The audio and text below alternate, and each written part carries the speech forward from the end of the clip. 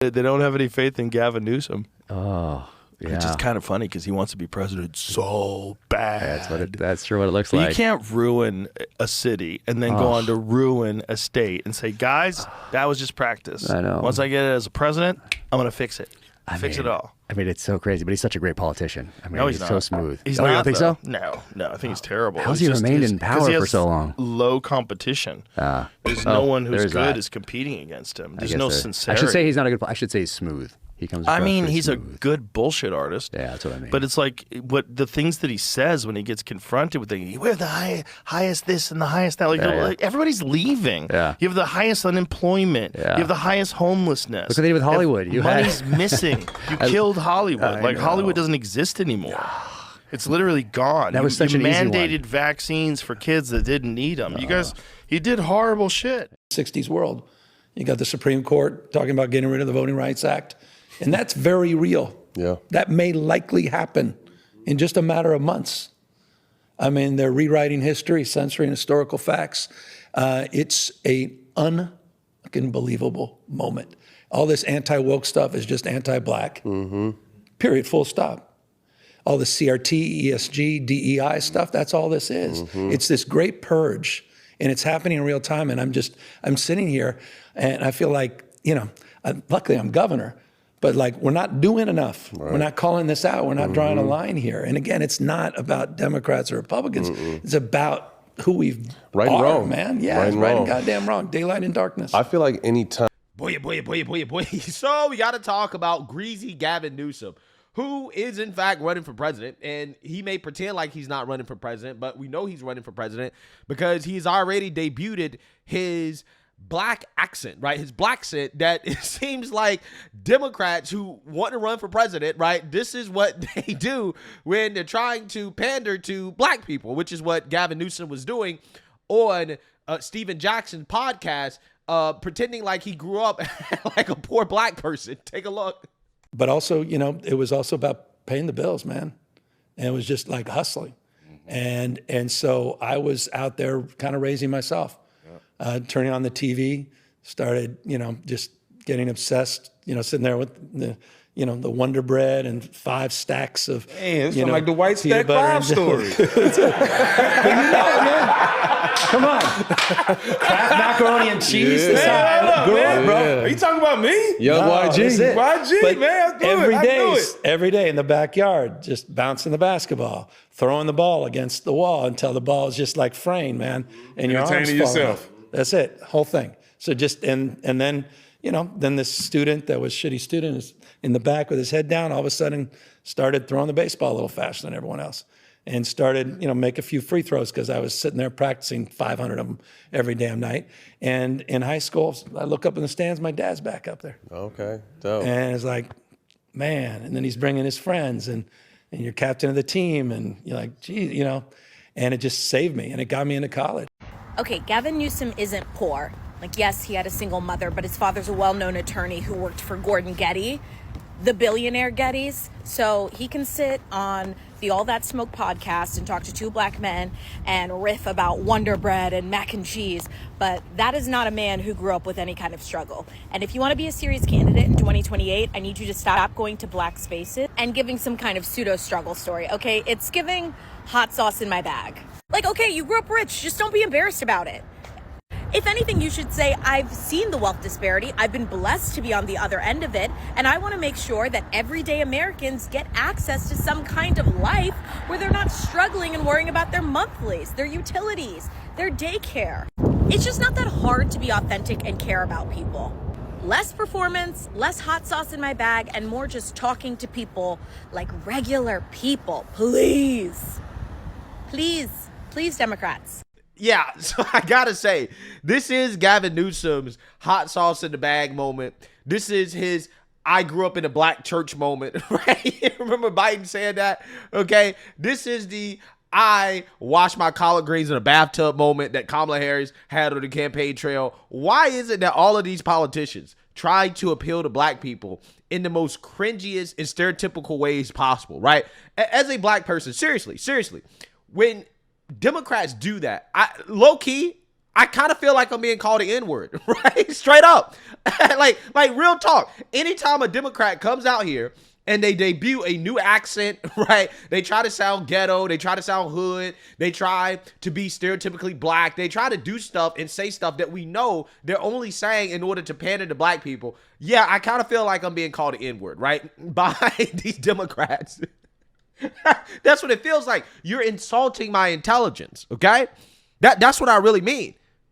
But, you know, Gavin Newsom's whole campaign strategy is to insult the intelligence of the American people. And unfortunately for Gavin Newsom, Joe Rogan is not going to let him come on his podcast and insult his intelligence the same way that Steven Jackson and these NBA guys allow Gavin Newsom to come on the podcast and to pretend to be black, okay? Because Gavin Newsom is now lashing out at Joe Rogan because Joe Rogan is refusing to have him on. Now, again, this is the same guy that claims, I don't know if I'm running for president, right? We're going to get into that. But apparently he's mad, right? He's really upset that Joe Rogan is refusing to have him on his platform. Take a look. Yeah, when is he coming on? He's talking some shit on Twitter. I know. It's like, you think that's going to work? Like, that's so stupid. Like, this is such a bad look. It's such a bad choice. There's a little desperation in it. But it's just stupid. It's like, this is a bad strategy. Like, I probably would have had him on. Yeah. But now I'm like, nah, what are you doing? There is a fun version where you just do it and cook them.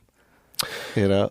He'll cook himself. I mean, that He'll seems cook to be himself. All you have to happening. do is just ask him questions. Yeah, it's like, why are people leaving? Well, why do you say this thing all the time where you rattle off all the good things about California? When anybody says something bad about California, it's like, #1 in Fortune 500 companies, #1 in higher education, #1. It was all that shit before you were there. It was all that shit forever. It's because the weather's perfect, man. It has nothing to do with California. you.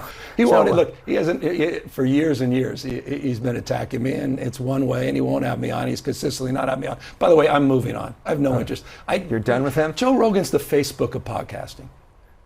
He was sitting across one of the brightest minds in podcasting right now. The guy was in the mic, and there are a lot of people at the mic doing extraordinary things. In podcasting. Joe Rogan's got a pretty big audience still. You know what? But with all due respect, if he has a big audience but he doesn't have big enough confidence, I didn't go there, to have me on. Well, you've called him a chicken. But he's been attacking for... But here's the thing. These guys, they all have something in common. It's one way. They attack, they belittle, they demean, they take things out of context. But this is a serious thing. Yeah. And so often we just sit back and go, oh, God, I really would love to go on. Oh, if Kamala Harris just went on Joe Rogan, she would have won. It's not. It's so much deeper than that. And the unwillingness for a guy like that to even have the common courtesy to attack someone and not have the decency to say, you know what, why don't you have a chance to come on? Let's have a civil dialogue. I've watched you on podcasts with like Sean Ryan, who's a close buddy of his. He had the courage on me have 4 hours. Right. Sean Hannity, folks like that. And so if I can go on Sean Ryan and Sean Hannity, what are you worried about? Joe, you're going to cook me or I'm going to cook myself. Yeah, so you see that, you heard that. Okay, Gavin Newsom is pissed off with Joe Rogan because Joe Rogan is not allowing him on the podcast. Now, here's the thing. Joe Rogan does not have any obligation to allow Gavin Newsom on the podcast, right? I mean, you know, Joe Rogan has a huge platform. And what's so funny is that the whole Democrat Party basically smeared Joe Rogan as misinformation, disinformation, okay, during the pandemic, right? And now all of a sudden they're begging to go on his podcast, right? And they're upset because Joe Rogan isn't allowing them to come on his platform and to spew their propaganda. Now, I mean, here's the thing. Before the election, yes, Joe Rogan did allow President Trump on the podcast, but he also was reluctant to allow President Trump on the podcast, right? But he also allowed Kamala Harris as well too, but Kamala Harris was too chicken to do it, right? She came up all type of weird demands and stuff like that from Joe Rogan in order to have an excuse not to do the podcast. So who knows? Maybe, just maybe, Joe Rogan will allow Gavin Newsom on the podcast in the future. But until then, Gavin Newsom here is pretending as if he is not sure if he's going to run for president, but yet he's upset about Joe Rogan not allowing him on the podcast because he's clearly and obviously trying to run for president. So without further ado, let's go ahead and get into this. With former Transportation Secretary Pete Buttigieg, I asked him this question this way. You're thinking about running for president, right? I mean, is that fair to say? You're thinking about it? I mean, I'm a long way from any kind of decision, but obviously it's not like it hasn't come up. Okay, so question to you. You're thinking about running for president, right? No, I mean, it's come up. I don't want to Quite a lot. No, right? no. I mean, people talk about it, and you'd be lying if it you haven't thought about or processed it. But that said, quite literally, I'm making the case. That's why I have this initiative, Prop 50. There may not be a 2028 election that's free and fair. So my focus is central to getting over the hump in November 4th of this year, and then working on 2026 in the midterm re-elections. But look, when people, particularly, it's amazing how these people, Democrats, are just freely allowed to go on these platforms. The same mainstream liberal media that was so upset about President Trump claiming that the 2020 election was rigged. Now all of a sudden, Democrats are running around talking about the midterms are rigged, the 2028 election is going to be rigged, it's not going to be free and fair. And for whatever reason, that's totally fine, right? That's totally okay when Democrats claim that the elections are rigged. Now, again, it's funny because the reason why Democrats are claiming that the election is going to be rigged is because Republicans are evening the playing field, right? Texas, they're saying, hey, you know what? Democrats have an advantage in the House because they have gerrymandered their states, like, for example, in the Northeast, to the point where there's no Republican representation. So, we have to even the playing field, right, to make it fair, okay, because Democrats are currently overrepresented in Congress, okay, and nothing scares a Democrat more than a level playing field, okay? Nothing scares them more than that. And that is why Democrats are currently panicking, right, and trying to do the whole redistricting thing. But in my opinion, I think that it's going to backfire because Republicans have more ammunition for redistricting than Democrats do, because Democrats are basically maxed out all of their redistricting, right? They've essentially gerrymandered their state so much they can't do it anymore, right? They can't squeeze out any more blue seats, okay? So that's the current situation that they're in. The people that have run before, et cetera, everybody knows the politician, the response, the kabuki. Well, I'm just focusing on my day job and we'll see where things go. So I tried to be a little more honest about it, and people ran with it over. But to that point, for many years, you've said to me and several other people that you had sub-zero interest in running. And that, how many ways can I say no? So has something changed? Yeah, everything's changed. Everything changed here in LA. You were part of it. You saw it with the federalization of the National Guard. I just think we're on the other side of something radically different, not marginally different. Everything has changed in terms of my mindset, my focus, my energy, my perspective on the world we're living in, Trump and Trumpism, what he represents, and how serious and precious this moment is. So, no, from that perspective, legitimately, I've changed. This country is changing, and I'm calling it out. And I just feel like we have a responsibility to be a little bit more clear and concise and precise in terms of our efforts. So what is the thought process in terms of thinking about the presidential run, and why would you potentially not run? Because it's literally, truly, that's so, it is now, I'm getting into the frame where sincerely I haven't thought about it beyond just a few people bringing things up and talking about the future of this country. Look, I haven't thought about it except just a few people bringing some things up, except literally you're on this show because you're running, right? You're on the show because you're running. You're on the Steven Jackson podcast because you're running. You're boohoo-whining and crying about Joe Rogan not allowing you on his podcast because you're running. You're doing the redistricting, the gerrymandering in California because you're running, right? You're doing all these things because you're running. Again, this is why I call this guy a slime ball, right? He's a sleaze ball. He will lie to your face, right? He will piss on your leg and tell you that it's raining. Like, this guy is the most untrustworthy politician that I've ever seen. He is a snake, right? 100%.